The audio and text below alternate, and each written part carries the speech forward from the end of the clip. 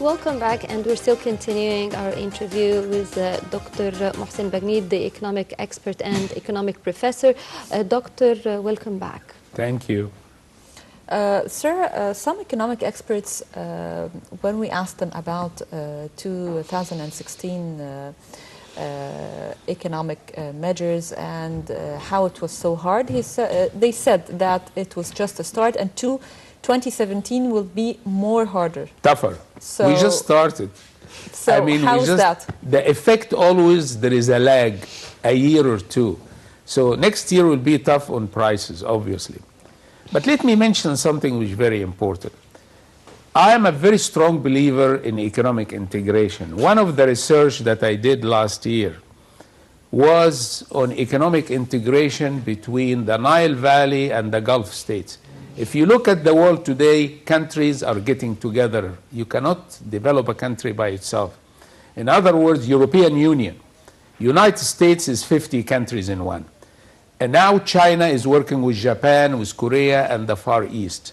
Here in the Arab world, we have to integrate, to put our resources together. If you look at the Nile Valley and the Gulf, if you integrate economically together, what do you get? Gulf has capital, they have energy, they have technology. Here we have human resources, we have land and water in the Nile Valley.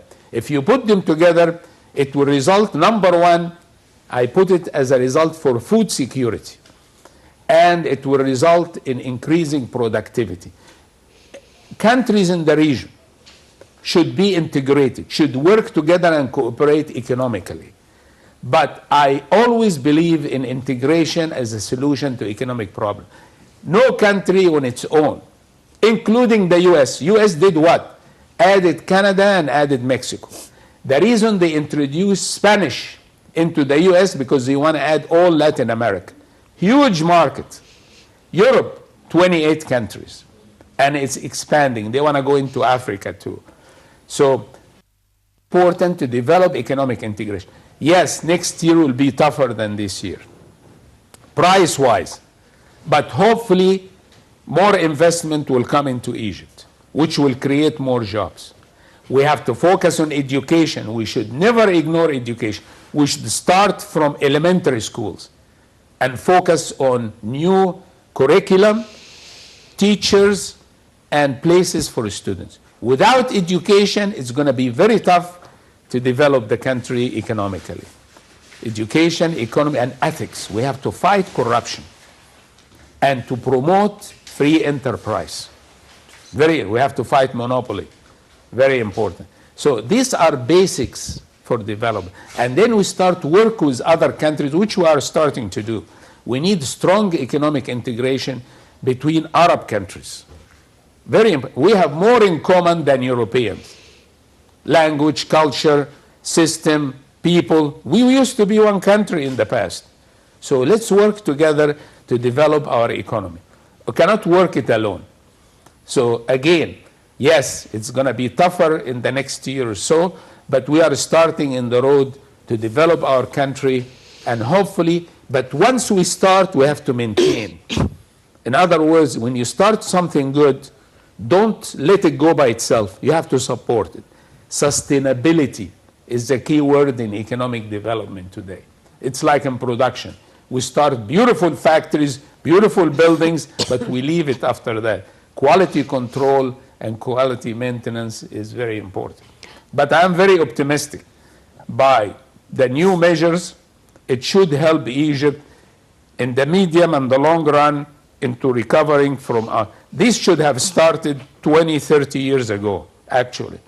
And we had to do it now. So hopefully, I'm very optimistic that things will go for the best. Dr. Bagnied, throughout the year, President Abdel Fattah al-Sisi has traveled all over the world. He signed terms of understandings.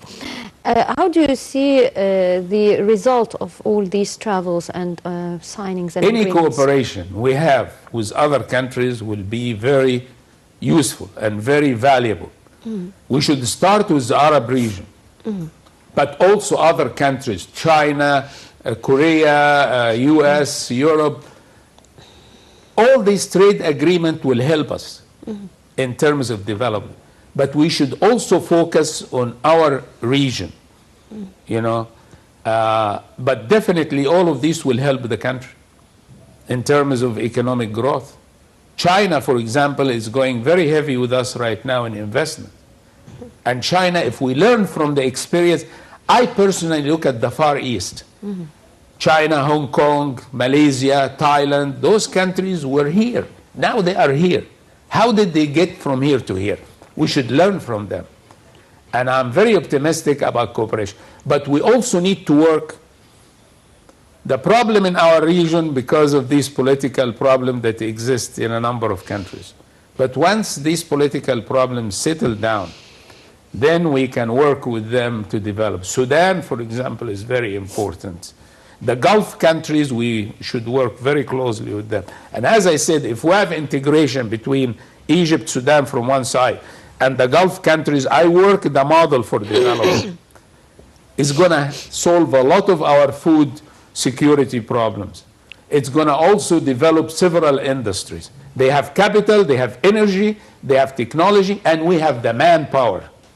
Instead of exporting people to them, let us work together and generate the employment we need. Because again, one of the biggest problems we have is unemployment, not only inflation. But when we have a high rate of unemployment, it's not only bad for the economy, it's bad for other reasons too. Okay, sir, we are hearing some officials nowadays talking about in order to solve the problem of the economy, we have to privatize some sectors like selling the local hospitals and other institutions. So are you with or against the privatization? Privatization on principle is good, but not everything should be privatized. There are key services that should not be privatized. Education should still be under the government control. In other words, we should have health care also partly private, partly public. Transportation. In other words, there are certain social services. We should not just leave it to the private sector because, again, of the low-income group. We need to have support in education. Even in the U.S., there is public schools, which is a majority, and we have private schools. Healthcare, there is government and there is private. Transportation, it includes both. We have to be very careful about doing it gradually, keep the basic services under the government control, but we should privatize a number of industries that we feel the private sector will have more incentive to do it. So again, it should be part of a strategic plan. Which ones to privatize and which one to keep it under government control. But sir, if it's under government control, it has to be maintained very strongly. When the investor comes, he wants his own interest. He doesn't care about the country's interest or even the workers' interest. He wants the benefit and go. This is again the idea of free enterprise. If the private interest coincides with public interest, you are giving them incentive to make more profit. When you have more profit, they have to be more efficient. They have to hire more people. So we found that self-interest help public interest as long as it is controlled by regulations. Like in the US, the original theory of capitalism said that yes, we need private enterprise, but it has to be regulated by the government. The financial crisis that happened in 2009, because of what? Lack of government regulations. Yes, let the private sector work hard, but put government regulation to avoid monopoly and corruption. So, Doctor, today the President will be inaugurating or launching some projects in Port Said and Ismailia, including overseeing the progress in the East Channel in Port Said, the Sharq al-Tafri'a canal, as well as also, in addition to that, he will be looking into the projects of the tunnels, which will be connecting the various parts of Egypt going under the Suez Canal. How do you see the significance of these projects? Very important to develop infrastructure, because that's basic for development. The World Bank and IMF, they focus first on infrastructure. Developing Sinai is very important. There is tons of resources in Sinai. When you put water going into Sinai and develop new communities and agriculture and industries, Sinai is a gold mine. We should now, when we are putting those tunnels to serve water there, that was an excellent idea. So building infrastructure, building new communities.